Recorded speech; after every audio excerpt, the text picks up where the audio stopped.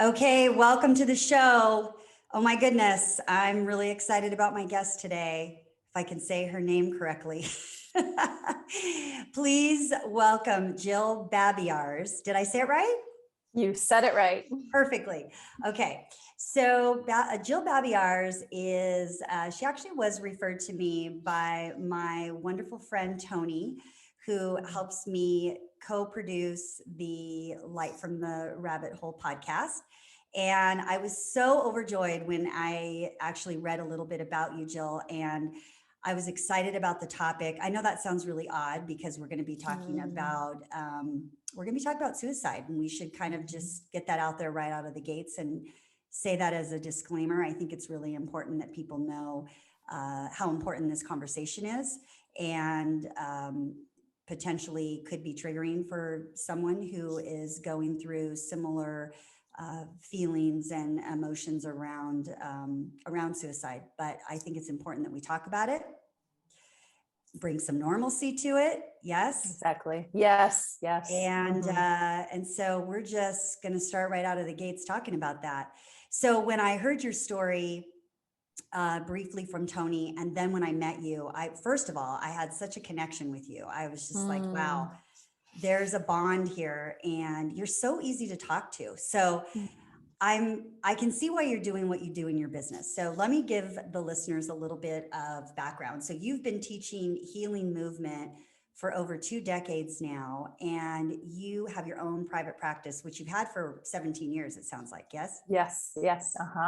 So you're in Madison, Wisconsin. You know what? That's one place I've never been. Yeah, it's so great. It's a lovely city. I've never been there. Do you have the Wisconsin, is there like a Wisconsin accent or something? Yeah, I guess some people say that a little bit. You might hear it. Yeah, sometimes can't. More so I hear that they'll say Canadian accent. So maybe just being so north. Oh, yeah, there you go. So you have basically, with your practice, you've helped thousands of people to walk through their healing journeys. And you do something which I guess isn't new. Well, maybe it is new. It's yoga therapy. Is that correct?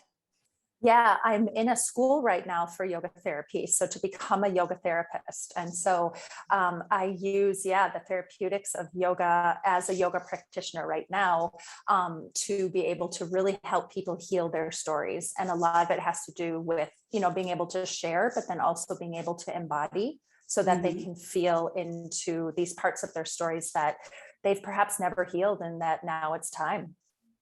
I mean, obviously, since you've been a yoga practitioner for so many years, I would imagine that this was just a natural progression for you to get into this certification, right?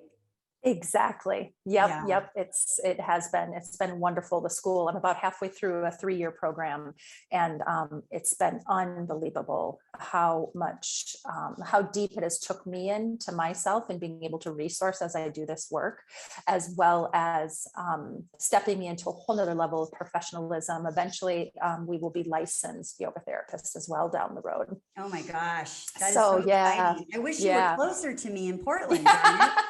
Right, I'm sure there's people out here doing this, or also going to be doing this, right? Because yes. And my husband's family, Don, is in California. So we do get out there. Get out there. Good. Okay. That's good to know.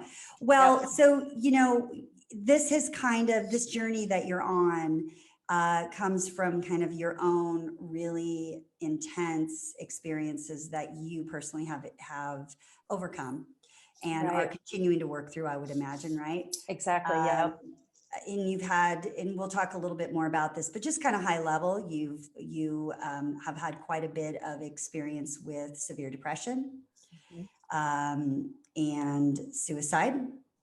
And there's a whole list of other things, right? Which we're not going to talk about right now. We'll get into that.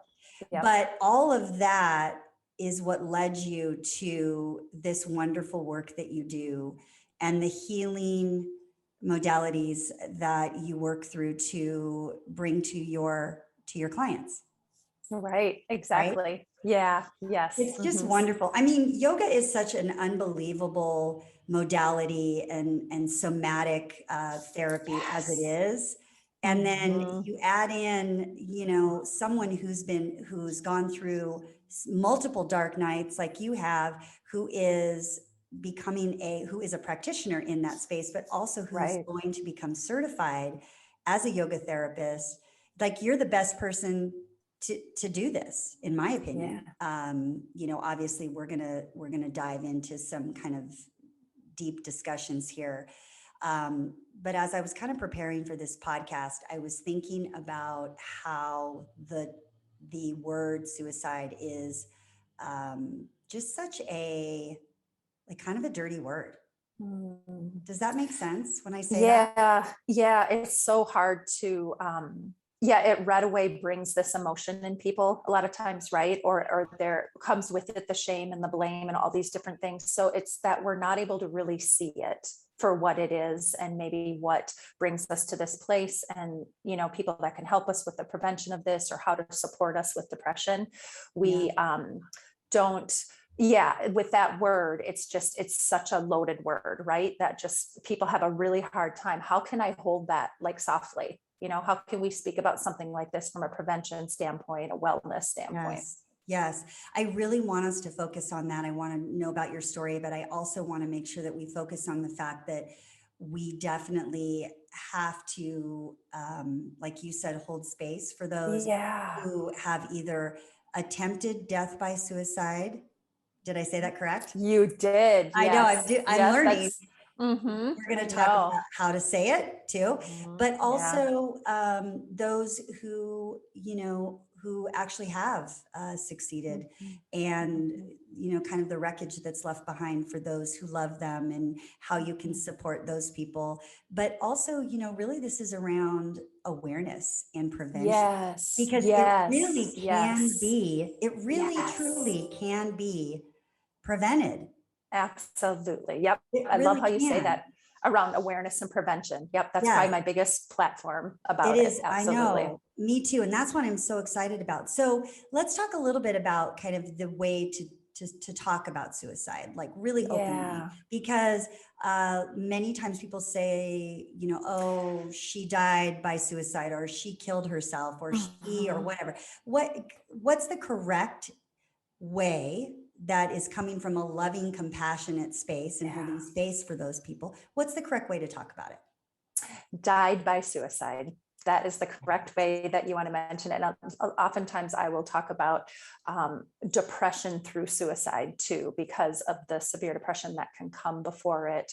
And that can bring us to this place of where we're really in this place of black and white thinking, and we're not able to think very clearly. So when we talk about died from suicide too, it can break down that shame and that blame and that place that people go to. So for example, if someone is wanting to get help, and the words that people use that aren't so correct versus died by suicide, you recognize like, oh, I can actually, like there's a respect around this. There's a respect about what happens that gets us to this place. And it's not so like, quiet and no, we can't get help, or how do we get help, or how do we talk to the family after, Yes. so it's that openness, that breaking the silence and getting people around us that support us and breaking this and being able to talk openly about it. Do you find in the work that you do that people are very nervous about talking about it? Hmm. Kind of depends on what brings them to me, I guess. I work with people who are working with depression, working with going through these, having thoughts of suicide, but then also people who have had family members who have died of suicide too. And I think, again, Dawn, it's back to the space holding. I've been really trained for so many years, and especially in my yoga therapy school now, to be able to hold such a space that really anything can come through. And like you said, from this compassionate, loving place. So not like something's wrong, and also Mhm. like, what's the wisdom in it? What's the wisdom in what you're sharing? And how can we navigate this and walk towards it so we can prevent? So we can Yes. prevent. And Mhm. so when you say holding space, I want Yeah. to make sure that everybody understands what that means, because, there's going to be all kinds of people listening to this, and people may not know what that means. So Yeah. explain what that means. Give me kind of an example.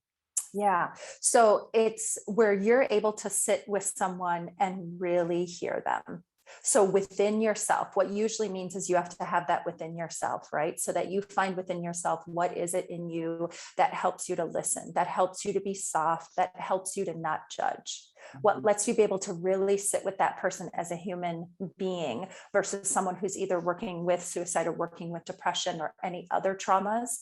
So this ability to connect with them, to really hear them, and to really let all of it be okay. So there's not so much fear walking towards it, right? Because all the silence is often around fear. Can't, like you said, can't say the word, it has this meaning to it and such and such. So that's the whole thing with the terminology too. Died by suicide is much better way to start working with what this is really all about versus blaming it on the person. Oh, I just love that so much.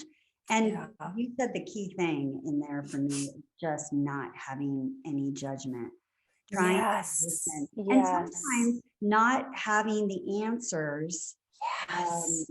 for someone who is expressing to you that they're having these feelings and these thoughts, because as the person who's listening to that, you automatically might be like, oh my God, and you might panic and try Mhm. to convince them and say all these Mhm. things that, sometimes you just need to listen and hold Yes. them Yes. there as the center of your universe, like you're just around them, holding them Yeah. so they can Yeah. express how they feel. And boy, Right. that tough, right? To not, like, I know for me, I mean, I've had conversations with my son in the past, and I've just been very bold and asked him, like, Mm. have you had thoughts about it? Yeah. Have you talked to Yeah. him about it? And he will tell me, like, sometimes yes, sometimes I don't, sometimes I do. It depends on how low my depression is. Mhm. Okay, have you thought about ways that you would want to, die by Mm. suicide? I mean, I, Mhm. I ask him those questions. And I Yeah. think it's a really important, part to bring up, because sometimes in the mental health field, as I was telling you when we were doing our pre-call, that if you don't have a plan, some Mhm. of these organizations are like, well, you don't have a plan, so we're just going to like send you on your way, which actually Yeah. did happen to my son, as I was telling you. Mm.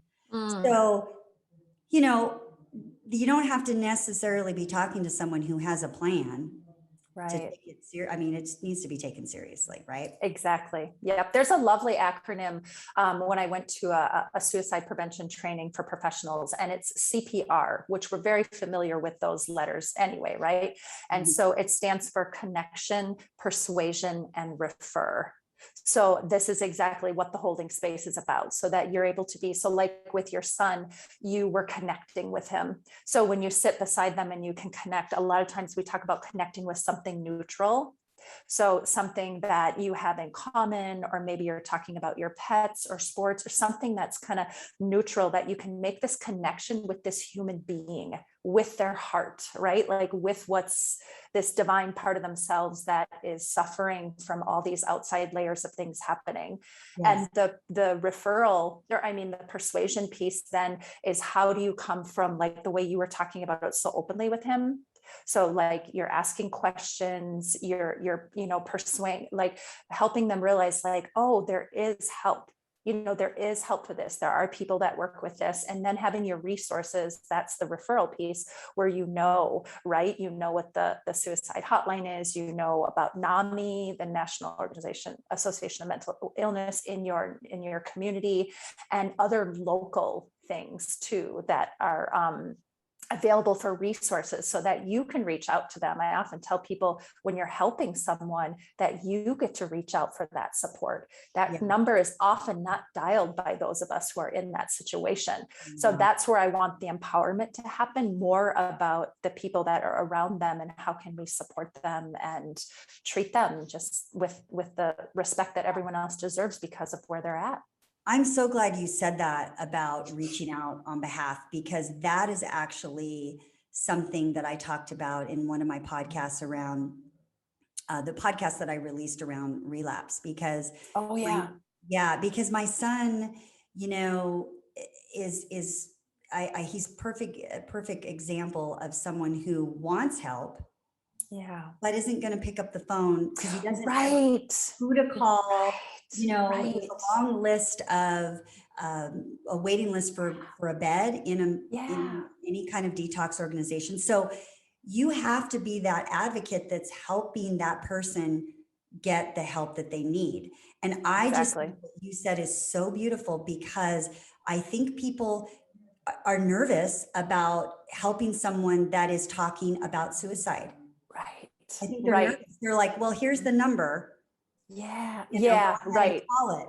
And what you're saying is so different. And I mean, can you tell me before we jump, I'm all over the map because I'm so excited to talk to you about this. But what we're talking about is so important in this moment right now. I can feel it in my heart that I need to ask you. But like, is that something that really, in your opinion, kind of saved your life? Did you have someone at Oh, times step goodness. in and help you? Okay. Yeah, that's a huge, that's what I, usually love to share about my story and how I asked for help and how I got help and how it helped me save my own life. And then how I like to hear other people's stories and Okay. how Perfect. to help them come into that Let's so start. that they can Let's get start help there. too. Yes. Okay. So Yeah. let's start right there because Yeah. give us an overview Mhm. of your mental health pieces that you want to Mhm. talk about, that you want to share. And I know you're super open and transparent, so that's why you're on the show, right? Because we Yeah, don't thank talk you. about we talk about our shit on this show. We don't just like cover it up and sweep it under the rug. So you whatever you feel comfortable sharing and what actually got you to the point where you were Yeah. thinking about suicide and actually had certain plans, correct? Mhm. And Mhm. you had someone or multiple people intervene. So talk about that. Yes. Yeah, yeah. So my journey starts at like 16, where I was my first time of remembering about suicide and wanting to die that way. And then going through 20 years of just living with some underlying depression and not really getting help, not knowing who to talk to about it, not really having the support around me. Then went through some significant traumas in my first marriage. And then it really became quite evident that the depression was at this place of that this, could become suicidal for me. So at 36 is when I almost died in November of 2011. And leading up to that, being in an unhealthy relationship for so long, I had some support from that, Dawn. So I had some therapists in place, I had some support groups in place, a yoga community around me. So I always talk about feeling like so blessed that I had to go through a journey of divorce and other things to get me to this place of having some support so that I could reach out once the depression got to where it got. And so, yes, at 36 is when I could not function anymore. So, not sleeping, not eating, not working, everything. It was like a slow, gradual, kind of like this gradual decline over a year's time. And then, like the last 6 months is where it just got really scary. And there I was in this place of having these suicidal plans and this reaching out, like to my yoga community, to my therapist in particular, who I had been with for a while, who says that she helped me save my life. I love So, I reword that. She says, I helped you, Jill, help yourself to save your life. Yes. So it was, about that. So she ended up helping me. I had multiple visits to the ER and urgent care and stuff, and nobody knowing what to do, myself included, because this very black and white thinking. And so then she came with me. She kind of worked with this CPR where she connected with me. She persuaded me from this place of empowerment to go get help, to check in. And I did, and on the psychiatry floor for 2 weeks, and then outpatient Rogers Memorial Hospital for 5 weeks. And so I was able to have this, this support in place and have someone get me there. But I also was doing like different reaching out. So when these thoughts would come and I would have these plans, it was like somebody would step in. Hi, can I drive you to a yoga class tonight, Jill? and they would, and my plan that night was to die by suicide, right? So these Mm. people will step in, and to get yourself around them, and then to let yourself keep finding this support of people who will talk about it, right? Who will talk about it and who won't run away from it, and more so will walk towards it. Because that's what she did with me. She said, Jill, so many people will say this is a breakdown. She called it a healing crisis, Don. A healing crisis. It's a completely crisis is, yes, it's life and death. It's very serious, but coming from healing, which is what I like to say mental wellness a lot of times instead of mental health. So we're coming from this place of what's happening inside us that is healing, that is bringing us to this crisis, and that we don't have to die. The support is there, but we don't know how to reach out to it. We're afraid to ask family or whoever about what these resources are, but they absolutely can save your life. But I didn't know either that they were out there, so until she helped guide me, and here I am, an inpatient, learning like, what is this all about, knowing that I wasn't going to die in there, and that they would help get me to this next step. And then I went through transition of the 5 weeks in the Rogers Memorial Hospital, where they helped me integrate back to life after going through such an experience of being, so close to dying, having so many plans, and then just getting help at just the right time, and having someone actually bring me, this qualified therapist of mine to the ER and sit with me through all the psychologists and social workers and everyone that is a part of that journey, as you know well. And to stay there, to be in there. And I was in there for a week, and then oftentimes they'll say, okay, I think you're ready to go. Well, thank goodness I went to be with my best friend at the time, who brought me back in within 24 hours, because I was definitely not ready to leave. And then, my other circles of friends and supports helped me get into this Rogers Memorial Hospital, where they helped me with the integration through CBT, and art therapy and so many other things. And now I continue this path of being with my psychiatrist, my supports around me, and yoga therapy school now. It's another huge support, because we talk so openly about all of this. Man, so I love what you said around having a community around you. Yeah. Because I think that's very similar to even people who've gone through AA, and they have a support system, the same with my son through his addictions, like through, heroin and all of that. Like, you have to really have a support system. I mean, I know there are school of thoughts out there that people are like, well, I don't believe in this program, or I don't believe in that program, so I'm not going to do it. Okay, that's fine if you don't, but you can't deny the fact that you do need, for the rest of your life, a very comprehensive group of good people around you, whether that's, your pastor, or it's your best friend, or a therapist, or an art therapist, whatever, right? Yeah. Whatever works Yep. for you. You have to Yeah. have that. And you know what? Yep. What's wrong with that? Like, I think, That's the thing. Yeah, right? that's the stigma. Yep, that's the big stigma piece of people not being willing to get this team around them and have this support. And I talk so openly about how big my team is to this day. I've been 10 years in full remission, but like, my team still is around me, and I'm always having to, excuse me, be really aware of my, where I'm at emotionally, where I'm at mentally, where I'm at physically, where I'm at with my family. So this, yeah, exactly, that stigma again of not wanting to reach out. But once you reach out, you recognize the support is out there, and you start building this team, and we can prevent suicide by having people have these teams around them. That you have to start, it's like, find the people that can help you find them too. So that's what I say as a yoga practitioner too. If someone's working with depression, how can I help you find these experts that we can put around you, right? Like, I can be one of them, but we really need to have a team to keep you, as healthy as possible in this place of prevention. Yeah, I mean, it's just so important.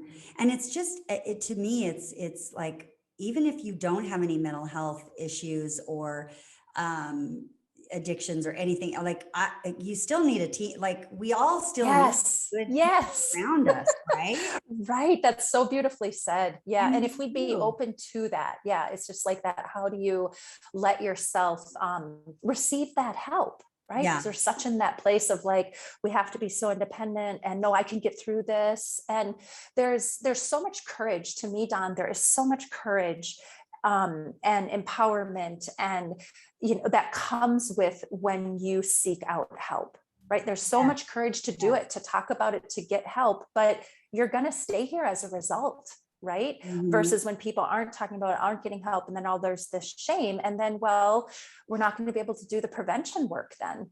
So it's you said earlier, I think, like normalizing or something, Mhm. being able, so I like to say mental wellness sometimes instead of mental health, died by suicide, different ways that we can talk about it in a way that lets us be more open. I do like mental wellness. Maybe I'll start saying Don't you like that? I do. Yeah, It's I so much more really, positive. isn't So it though? it is. Yeah. Now, when we So were much. talking about this in our pre-call, we didn't dive too much into, what was going on in your life. I mean, you kind of did the high level, Mhm. but you were really suffering for a while with depression, right? Mhm. And we talked Yeah. about there's kind of two different Oh yeah, things that's like right. this, right? Like Mhm. genetic or situational, right? And I want to talk Mhm. about this because I think it's really important. People who don't know anything about suicide or suicide awareness or suicide prevention or whatever, Yeah. they automatically judge and assume Mhm. or discount, whatever you want to call it. Oh, this person, died by suicide because they had mental health issues. It was a genetic thing. They had suffered from depression. Their meds were not right Mhm. and they couldn't get their meds right, right? Or something else is going on. And so just you kind of gloss over it.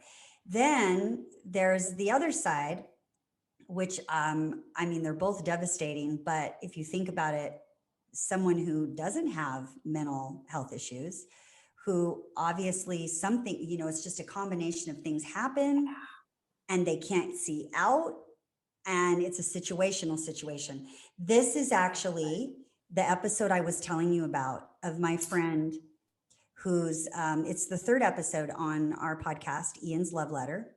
Oh yes, yes. This is Mhm. exactly, I don't know if you had a chance to listen yet, but this is exactly the same situation here. Did not have mental health issues, was not suffering from any of that, was a situational death by suicide. Yeah. Right? Which, Mhm. which, Mhm. how do you help prevent that? Right? Yeah, right, right. There too, I think starting to educate yourself, like now, before you ever even get into that situation, where Mhm. you're able to educate yourself of what happens when people come to, what did you say? There's no way out. So Yeah. this talking about our feelings and talking about our thoughts, these different layers, kosha layers, they're called, of levels that we study in my yoga therapy school, where you start working with that with people, right? Like even early on, like I have 3-year-old twins right now, and we have what's in our house called a safe space. So it's this little tent that has all these blankets in. And just last night, one of them was crying and they've had a lot of trauma. And so we're helping them through a lot of healing. And there comes the tears, and to bring them into this safe space, like we talked about space earlier, where he realizes he can cry and he can let the feelings come through, and we can talk about what trauma in his past has brought that through. So I think if we're able to let people, like, two things come to mind. So as individuals, if we can work with this, starting to be open more about our emotions, about our feelings, about our thoughts, our beliefs, these different layers that we call mental health, that I like to call mental wellness. And then also just as a whole to educate ourselves so that as a parent or whoever, we can start to get a better awareness of what it's like when someone gets to that place where they don't feel like there's any way out. So if we know the suicide hotline, if we start to look at some different experts that know how to help with this, that they can, that we can educate ourselves. Because I wasn't educated at all until I went through it personally. So oftentimes, and with suicide, oftentimes it's too late, right? So it's that, how do we start talking about these things that bring us to that place of black and white thinking, where we're in this, I'd like to say I was in this bubble and the world was happening around me and I couldn't get out of the bubble. I had the genetic stuff going on. I had the traumas going on. I needed help at 36, and I can't imagine, being young, like even when I was 16, it was way more scary actually than going through it older, because now I at least had some support in place. But we need help to be able to recognize how to, see that we're stuck and how do we get out? Like who can help us talk about this? Like who can help someone, talk about these things that bring us to that place of black and white.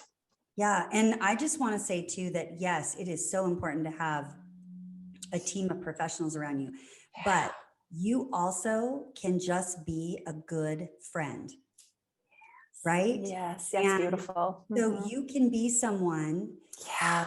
that is just there for your friend. And I kind of was thinking about this, like, how when we're younger, or at least, when I was younger, we had our friends that we hung out with and everything was kind of surface, right? Yeah, Young, right. right? And you're just like, hey, we're going to go do this. We're going to go to this party. We're going to do it.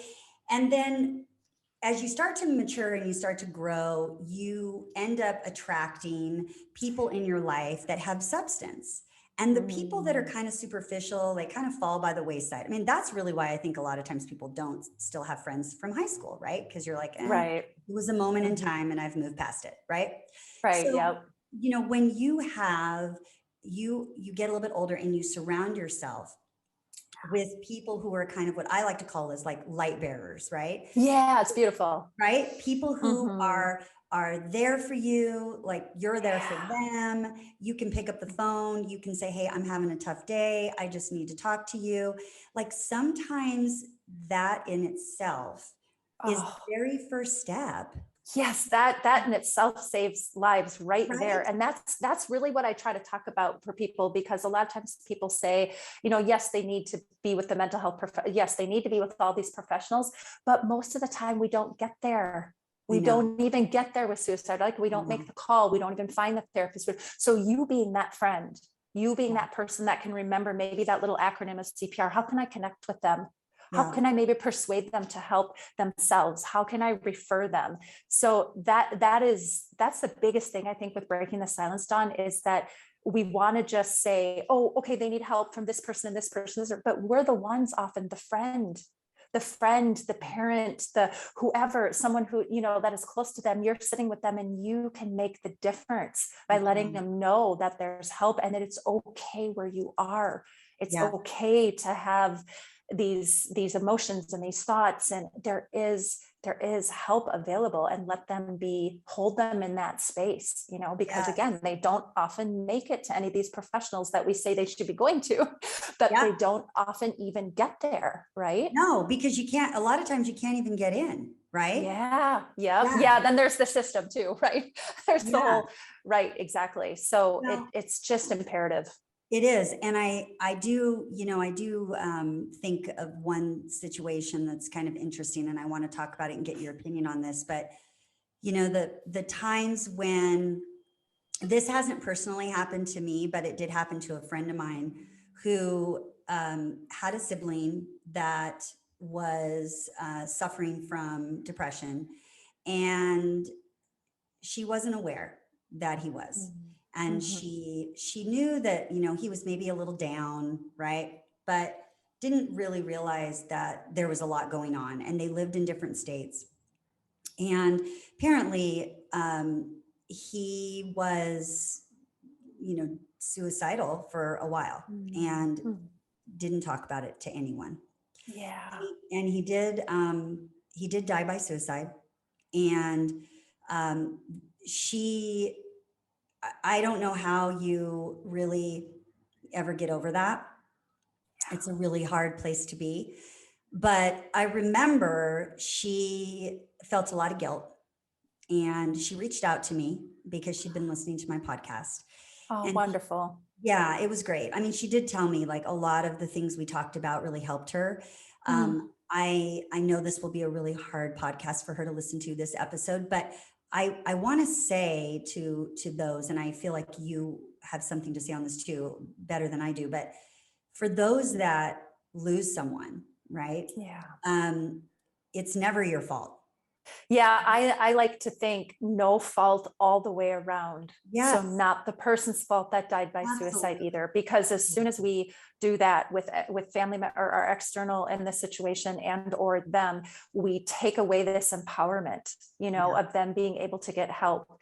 And it's being able to understand all the circumstances that bring us to this place, yeah, and that it's right. okay to get help for all of this versus when we go in that fault and that blame, it's so much more about like what is underneath what brings us to this place. So for me to have survived, to have come out on the other side and recognize, oh, those were the things that I needed to work with, and that's where I didn't have help with that or with that, and that makes sense that my brain went here, and I wanted to do this. And so this openness again, instead of this Yeah, fear and shame and blame of, right. no faults, only growth and opening and expansion about such a thing, even though it's so tragic and hard at the It's so same time. tragic. And I think it's just that feeling of like, it's your fault because you didn't Yeah. know that there was Yeah. something going on. And how could you know? Right. And Yeah. Yep. the person who was suffering, uh, Yeah. maybe didn't know how to ask for help.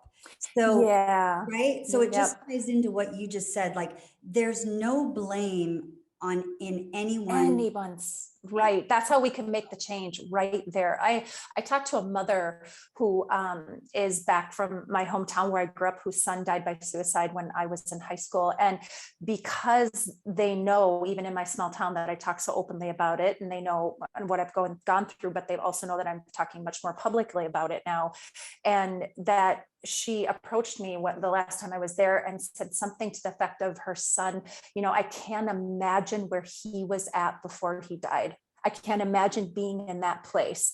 And I was just like, for you to be able to say that, to realize like how scared we are and how alone we are and how much we need the help, but we don't know who to ask, or if we're being judged and told to get over it and all that, we can't go to any of those people for help. No. Right. So just that she acknowledged that as part of her healing journey of losing her son by death of suicide. And to me, it's like I can feel that I can feel those energies of those who have died. So my book is dedicated to those who have died by suicide, that we may understand their stories and help save lives, because it's to understand. So to be able to hear a story like mine, to hear it open and that it's possible, is so empowering for someone else to realize, oh wait, there is help. We can talk about it. Don't put the circle of people around you that tell you otherwise. Yes. Wait, let's talk about the book. I forgot about this.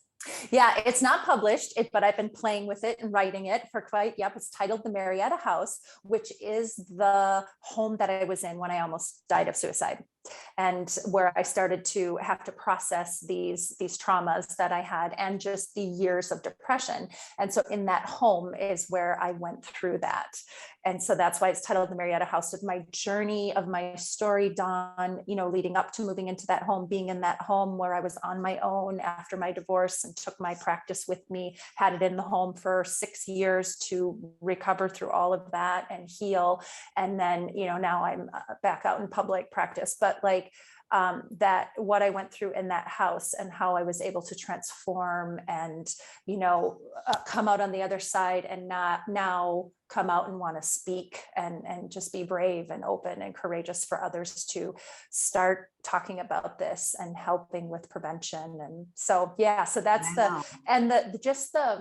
the dedication is, I have excerpts of it. So if you want to jump on my website, jillbabiars.com, you will see it's titled The Mariette House under my writings. And there's excerpts that I've been putting in there as I feel comfortable sharing them. And so this awareness of almost like being here for the people who have died, right? Like part of my path, I feel like, is being here for those that have died. May people understand our stories, why we get to where we get. It wasn't to hurt people. We didn't intentionally want to die, right? This is where we were, and we couldn't get the help, and et cetera. So to tell the stories, because their journey was dying by suicide, and mine is that I'm still here, that I can share this and help people to understand, so that we're not so afraid. We're not Yeah. so afraid and go into the fault and the blame and all of that. And instead we say the word out loud and we talk about the things that lead to it and such. Yeah. I mean, boy, that's great. I'm going to be excited to read that. I honestly am. Yeah. When's your Yeah. plan It's going to to be get pretty it awesome. done? Like get it out there and get it published? Oh, I'm working with a business coach, Eva, to really, her name is Eva. Isn't that funny how I said Eva? I'm working with a business coach, Don, named Eva, that is really helping me step into it and Great. let it come to fruition. Yeah. So, yeah. So I want to ask you a couple things that are, I guess I want to take it from kind of your experience because you just touched on it a little bit as you were talking and kind of in passing around when you said, just get over it kind of a thing. So Yeah. what are the things not to say to someone who is in a place of depression in general, and maybe you don't even know that they are suicidal, but Right. maybe talk about the depression part, and Mhm. then I do know one big thing is not to ever say, you know just be, Yeah. we have so much to be grateful for, just be Yeah, happy, it's not where we are. It's just be not where, happy. yeah, that's the hard thing is people don't realize like where we're at when we're in there. I think you said like you Yeah, can't see a way out. I talked about the bubble. So yeah, it's if you can again hold this space that you can't even imagine where we're at when we're in that. We're so scared. We feel so alone. We're in so much pain, right? Like there's this as we talk about other illnesses of say cancer or whatever, it's so much easier for us to talk about it and therefore get the help. We're here when we're in that kind of pain. What goes with that, right? A lot of times is those ridiculous comments of get over yeah, it, or you're if you talk ridiculous. about it, you're not going to do it, that kind of thing. And so, yeah, it's back to like even trying to imagine what it must be like if you're sitting with someone or if you're aware of someone's in this situation, what it must be like to be there. Like, what is it like to be at that place of fear, right? Like that scared, that alone. And so being able to approach someone from that place and that it's okay. I have this beautiful shirt that says, it's okay to not be okay. It's so true. So Like it's to fine. sit, Yeah. yeah, to let it be okay to not be okay, and then go right into those awareness, the connection and the persuasion and the referral, so that you're able to help them realize it's okay where they are and that there is support available, and there's no shame in getting support. Right. That's the other thing. People just being willing to go to therapy and being willing to go to treatment. Treatment saved my life. Yeah. Being able to go through treatment from depression is why I'm still here and why I can function this way that I can now so well. Yeah. So So so when someone is um, going through the depression, mhm. and you just kind of touched on what not to say, what about like if someone sits down with you and says, um, I just don't know if I want to be here anymore. I don't have anything to live for. There's nothing going well in my life. And Mhm. you know, I don't, I don't know if I want to be here. And I'm asking you this Yeah. question because my son has said this to me a couple different times as of late. Mm. And I don't know if I said the right thing. So I see. I Yeah. want to know what because as a mom, you go into this mama bear of like, Yeah. oh, Yeah. you're so loved and you would be Mm. so missed, and please, talk to me about what's good, but I don't know if those are the right things to say. And I'm just wondering, because I know there Yeah. are people listening and thinking like, Mhm. hey, I have a friend who has said that to me.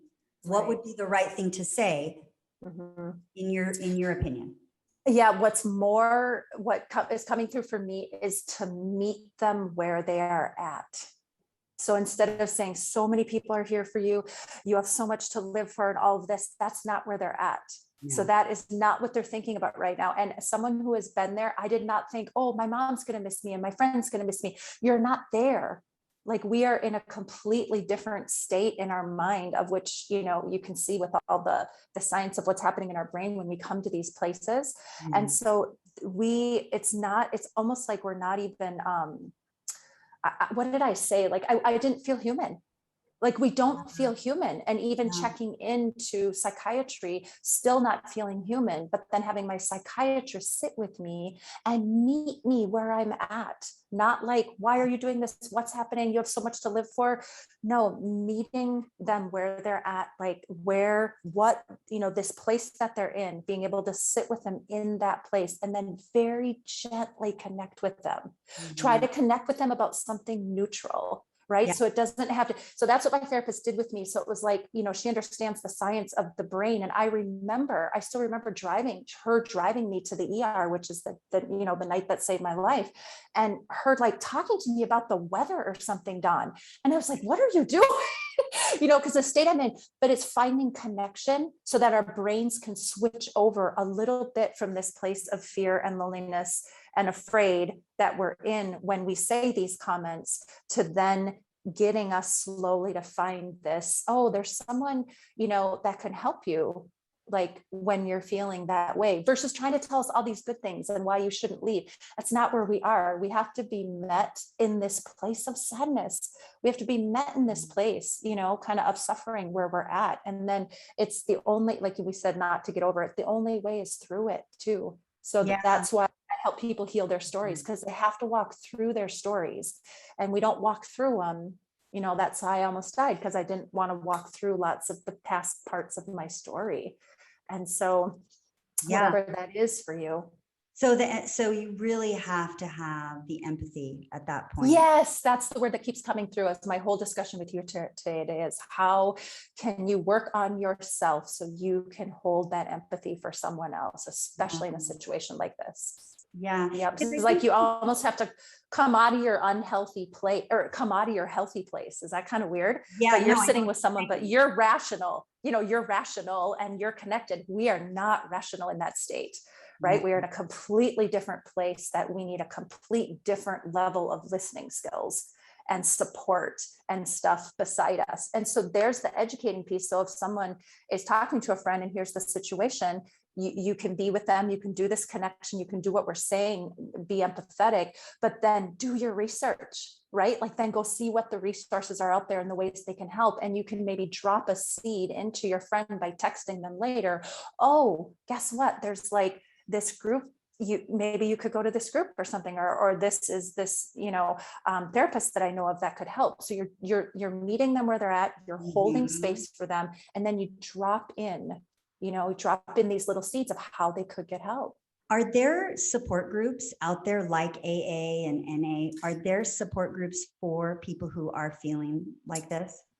I feel like, I went to one through NAMI locally here, and Okay. I felt that's some of my work. I think that's some of my advocacy work and some of the work that I want to see happen through what I'm calling Jill's Journey, like Incorporated, where that I can, with my follow-up books, share people's stories and how did they get help and where did they get help. So in each community, what different ways can you get help? And yes, there's not, because I've been in other support groups and yeah, we talk so openly about AA or codependency groups and stuff, but we're not talking so openly about being able to have a group that we can sit and talk about depression about and talk openly about suicide, and have some people there, like you could have like a yoga therapist that I'll eventually be, as well as like a psychologist, so that you've got these experts, and then people like me that have perhaps walked through it personally, so that we can hear you and we can see you.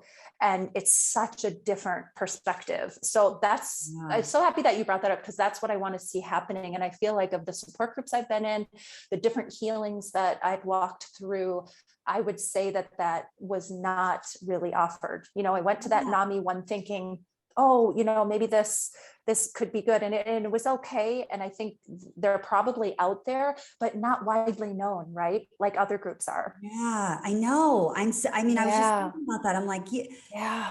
get that started, Jill. I know. It's part of my mission. It's part of my mission. I think that's part of what's going to come out of the book and come out of the subsequent books again, Donna, about other people's stories. So I can even see, like in other countries, how are people working with this and what support systems are in communities. So we're not afraid. To talk about it and walk towards it and, have this. And imagine like a support too, where like you as a mother can go be supported, because talk about really feeling, of course you want like your son to get help, but you're also in this situation of, how do I understand this? What is Yeah. mental wellness? How Right. can I help? Right. And so to have a support for you, Well, there is a group out there called PALS, and I was a part of it for a while. Have you heard of Awesome. it? I don't know if you've heard. No, It's no. parents of addicted loved ones or something like that society. Oh, And it was great mhm, in the beginning, but then mhm. it became a very toxic, depressing, like the Zoom calls were awful. And Yeah. I had already moved past a lot of things. And so I was wanting to help all these people on the call, but yet you can't Yeah. really talk. And so I was like, okay, I can't help Yeah, any. you bring up such a good point, because my therapist talked to me about that it can't be a lifeboat, because I was in different support groups too, that during that time when it's so intense, they can be critical. They were a lifeline for me when I needed it, when it was so acute. But then sometimes staying in something like that, that's not really a lifeboat. It's a boat to take you like from one side of the river to the other, so that you can get through the thick of it. But then now, what other levels of support can we have out there once you're past the very much crisis of it, so that we can do the prevention, right? So that we can then come to this place of, how do we get the support and the community centers and what have you to be out there way before we get to crisis, Oh, way before we have to so have, important. yeah, So important. that's the breaking the silence, right? That's the breaking the silence piece. We have to keep working on that in order to let it be open and out there, so that the prevention comes again way before it becomes a crisis. Way before. I could talk Yeah, to you all day. we could talk forever. I I know. mean, I know Such you good have stuff. to go, and I'm so bummed. But one of the things I love about what you do is, and we didn't get to really talk a ton about it, but we'll put some information in the notes, is the Yeah. business that you have. You Oh yeah. actually work with people through yoga to Mhm. relieve the trauma, correct? Yeah, to help them embody. So my school is called the School of Embodied Yoga Therapy that I'm in right now. So it's this, to be able again to have space held for sharing, for me to really be able to listen, and then also to help them embody. So to move gently through different poses or different movements that let their body start to feel and move through these emotions, these feelings, these past traumas, so that as their body moves with them, they can release them like at a cellular level. And then you can start releasing at an emotional level, and then at a mental level. And so this releasing then is so clearing, right? And allows Yeah. us to heal things that are so old, that if we do not start to, in my case with yoga therapy, gently move your body, and be able to let some of this come through, we run into trouble when we don't let ourselves embody all of our life's experiences. Yeah. And we're not meant to stuff this in places in No. our body or whatever. So that's where yoga comes in beautifully. This explains why sometimes when I'm having a tough time and I'm in yoga, I start crying.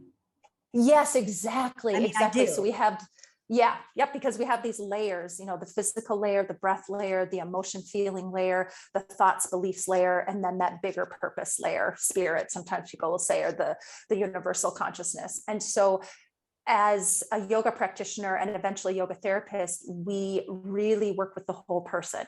So that's where the team, again, a lot of my clients have a psychiatrist, have a psychologist, have a support team that is around them, so that we're all working together on how best to help them. But my piece in that is, how can I work with all these layers with them and help them walk towards these layers with self-compassion, self-love, a movement, a really gentle movement can bring you into, oh, there comes that. And how can I let that come through? Do you do any of this online, like through I Zoom? do. Yep. I do both. Yep. Okay. So I do. Good. I do it in person and online. Mhm. Good. Okay. Yeah. I might have to take a session from you. Yeah. It's pretty Uh, amazing work. I will have all of the information for everyone on how to reach you. And I just want to say first of all, how remarkable you are as a person, and Thank just you. how brave you are. And I'm so glad you're here. I'm so glad you're alive and on Mm. this earth, because you Mhm. you are here for a very specific reason, right? Yeah. And you've got a specific calling, and it's I just think that there's an absolute reason why things turned out the way they did, and the people were in your life to help you through the times that you needed. And some people are not as lucky, Yeah, and exactly. but you are here for a very specific reason, Jill. Mhm. And thank you. I mean, thank you for sharing this. Thank you for being so honest and authentic, and Mhm. unapologetically open, right? Right. And Mhm.